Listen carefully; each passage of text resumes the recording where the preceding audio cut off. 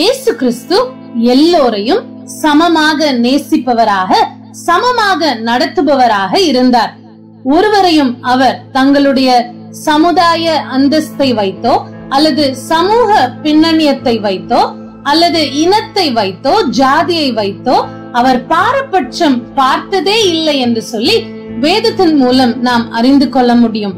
தகுதி இல்லாதவர்களை கூட அவர் ஏற்றுக்கொண்டவராக, அவர்கள் மேல் பாரபட்சம் செலுத்தாதவராகவே இருந்தார். மனுஷருடைய சமூக அந்தஸ்து எப்படி இருக்கிறது என்று பார்த்து அதை வைத்து அவர் தம்முடைய சீஷர்களை தெரிந்தெடுக்கவில்லை. மாறாக அவர்களுடைய இருதயத்தின் வாஞ்சையை பார்த்து அவர்களை சீஷர்களாக ஏற்றுக்கொண்டார் என்று சொல்லி வேதத்தின் ஆதாரத்தின் மூலம் நாம் அறிந்து கொள்ள முடியும். மீன் பிடிக்கிறவர்களை இயேசு தமக்கு சீஷர்களாக தெரிந்து கொண்டார் என்பதை மத்தேயு 4, மார்க்கு 1, லூக்கா 5 அதிகாரங்களிலே பார்க்க முடியும்.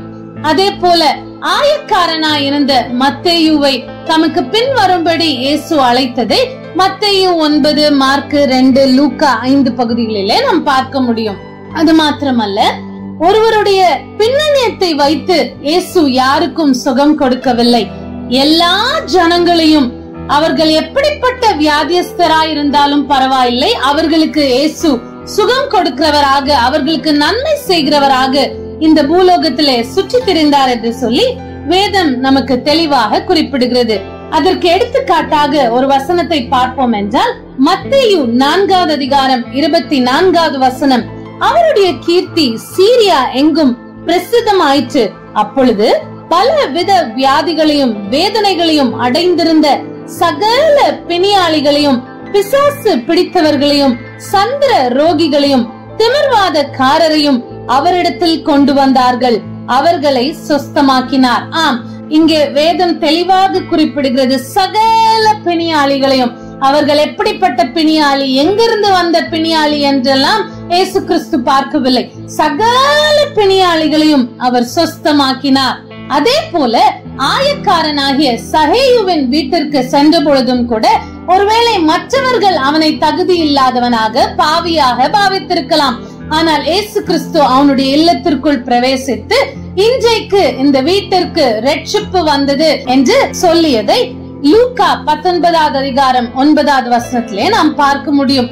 அது மாத்திரமல்ல, ஒருவருடைய சமுதாய பின்னணியத்தை வைத்தோ அல்லது அவர்களுடைய இனத்தை வைத்தோ ஜாதியை வைத்தோ இயேசு கிறிஸ்து ஒரு காலம் பாரபட்சம் பார்க்காதவராக இருந்தார். இயேசு கிறிஸ்து இந்த பூமியிலே வாழ்ந்த நாட்களிலே யூதர்கள் சமாரியரோடு சம்பந்தம் கலவாதவர்களாக இருந்தார்கள் என்று சொல்லி யோவான் 4 அதிகாரம் 9 வசனம் தெளிவாக சொல்லுகிறது.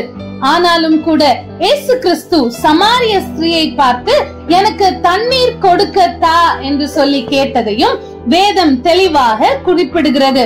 அது மாத்திரமல்ல, இயேசு கிறிஸ்துவின் நல்ல சமாரியன் உவமை, ஆம், இயேசு கிறிஸ்து அந்த உவமையை விவரிக்கும் பொழுது ஒரு மனிதன் அடிபட்டு குற்றுண்டு வழி அருகே விழுந்து கிடந்ததையும் ஆசாரியரும் லேவியரும் பார்த்து அவனுக்கு உதவி செய்யாமல் சென்றதையும், அதே நேரம் அந்த மனிதனுக்கு ஒரு சமாரியன் உதவி செய்ததையும் அந்த ஊமையின் மூலம் விளக்குகிறதை யோவான் 10 அதிகாரம் 25 முதல் 37 வசனங்களிலே நாம் பார்க்க முடியும்.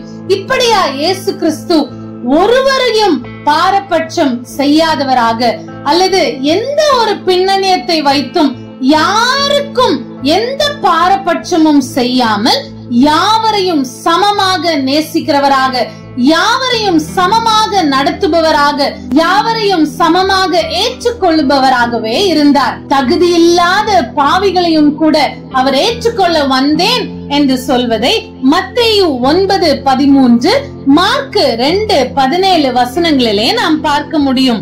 நீதிமான்களை அல்ல பாவிகளையே மனம் திரும்புகிறதற்கு அழைக்க வந்தேன் என்று இயேசு கிறிஸ்து தெளிவாக சொல்லுகிறார். ஆம், ஒருவர் தகுதியானவரா தகுதியற்றவரா, அவர் எப்படிப்பட்டவர், எந்த பின்னணியத்திலிருந்து வந்திருக்கிறார், அவருடைய பலம் என்ன, அவருடைய பலவீனம் என்ன, அவர் எந்த குடும்பத்தை சார்ந்தவர் அல்லது எந்த தேசத்தை சார்ந்தவர் என்றெல்லாம் ஒருபோதும் இயேசு கிறிஸ்து பார்க்கவே இல்லை. எல்லாரும் தேவனுடைய குழந்தைகள் தான், எல்லோரும் தேவனுடைய பிள்ளைகள் தான் என்ற மனதோடு யாவரையும் அவர் ஏற்றுக்கொண்டவராக, யாவரையும் சமமாக நடத்துபவராக இருந்தார். இயேசு கிறிஸ்துவை பின்பற்றுகிற நாமும் கூட அவருடைய உண்மையான சீஷர்களாக இயேசு கிறிஸ்துவை போல் ஒருவர் மேலும் எந்த பின்னணியத்தை வைத்தும் பாரபட்சம் பார்க்காமல் யாவரையும் சமமாக நேசித்து, யாவரையும் சமமாக ஏற்றுக்கொண்டு, யாவரையும் சமமாக நடத்துவோம் என்று சொன்னால் அதுதான் அர்த்தமுள்ள லெந்து கால வாழ்க்கை. ஆமென்.